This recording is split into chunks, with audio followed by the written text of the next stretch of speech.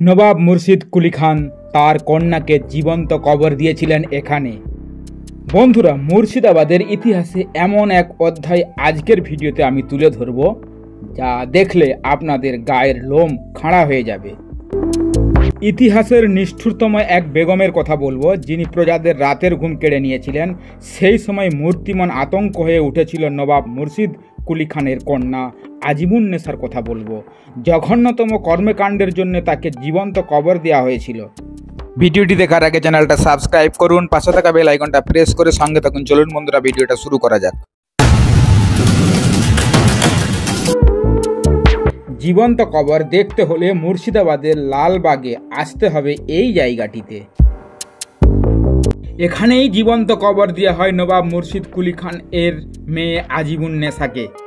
ইতিহাসের ভয়ঙ্কর এই নারীর কবরকে দেখতে প্রতিদিন ভিড় করে শত শত মানুষ।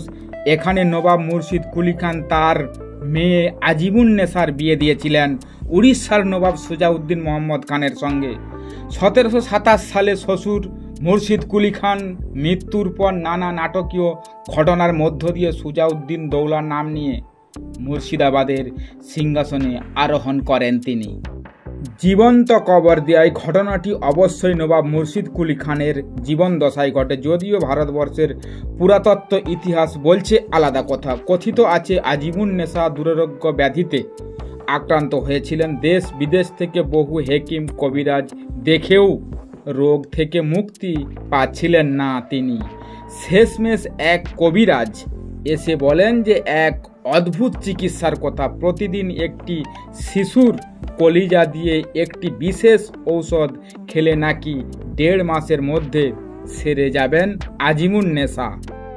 তবে কবিরাজ বলেছিলেন এই ঔষধ খাওয়ার পরে একটি পার্শ্ব প্রতিক্রিয়া আছে, এটি 1 মাস খাওয়ার পর নেশায় পরিণত হতে পারে। সব শোনার পরেও চিকিৎসায় রাজি হয় আজিমুন্নেসা, তবে বিষয়টি গোপন রাখেন পুরোপুরি। সেই সময় আজিমুন্নেসা ছিলেন অত্যন্ত প্রভাবশালী নারী। তার নির্দেশে বিভিন্ন গ্রাম থেকে ধরে আনতেন 3 বছরের কম বয়সী শিশুদের, ধরে হত্যা করে কলিজা বা হৃৎপিণ্ড এনে দেয়া হতো। এ সময় প্রতিদিন একটি গ্রাম থেকে শিশু চুরির ঘটনা প্রচার হতে লাগলো। এভাবেই 1.5 মাস ধরে শিশুর কলিজা খাওয়ার পর পুরোপুরি সুস্থ হয়ে গেলেন আজিমুন্নেসা।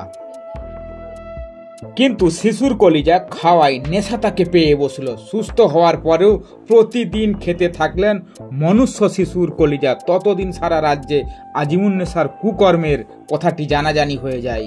শিশু সন্তানদের নিয়ে বাবা মা আতঙ্কে দিন কাটাতে থাকলেন। এভাবেই আজিমুন্নেসার নাম হয়ে গেল কলিজা খেকো বেগম।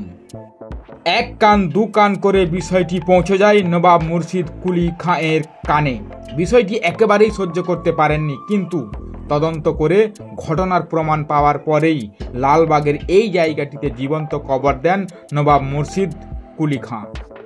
বন্ধুরা, এই কবরটি হচ্ছে মুর্শিদ কুলি খাঁ এর মেয়ে আজিমুন্নেসার। কথিত রয়েছে আজিমুন্নেসা রোগ থেকে মুক্তি পাওয়ার জন্য প্রতিদিন একটি করে শিশুকে হত্যা করতেন, সেই শিশুর কলিজা খেতেন। সেই কারণে নবাব মুর্শিদ কুলি খান তাকে জীবন্ত কবর দেন ঠিক এই জায়গাটিতে। তবে এই ইতিহাস নিয়ে ভিন্ন মত রয়েছে। কারো কারো মতে নবাব মুর্শিদ কুলি খাঁ নয়, তার স্বামী সুজাউদ্দিন খাঁ এই কবর দিয়েছিলেন। কথিত আছে স্বামী থাকা সত্ত্বেও প্রতি রাতে কোনো না কোনো সুপুরুষের সঙ্গে দৈহিক মিলনে লিপ্ত হতেন, যাতে এই কথা কেউ জানতে না পারেন। সেই জন্য মিলনের পর খাবারে বিষ প্রয়োগ করে প্রতিটি পুরুষকেই হত্যা করতেন। নবাব মুর্শিদ কুলি খান তার মেয়ের এই হত্যা লীলার কথা জানতে পারেন। পরে এই স্থানে তার মেয়েকে জীবন্ত কবরস্থ করেন। আজিমুন্নেসা কবরের পাশে দাঁড়িয়ে আছে একটি মসজিদের ধ্বংস বিশেষ অংশ, যা কাঠরা মসজিদের অনুকরণে তৈরি করা হয়। এই মসজিদের সিঁড়ির নিচে রয়েছে আজিমুন্নেসার কবর। মতান্তরে জানা যায় আজিমুন্নেসা এই মসজিদটি নির্মাণ করেন।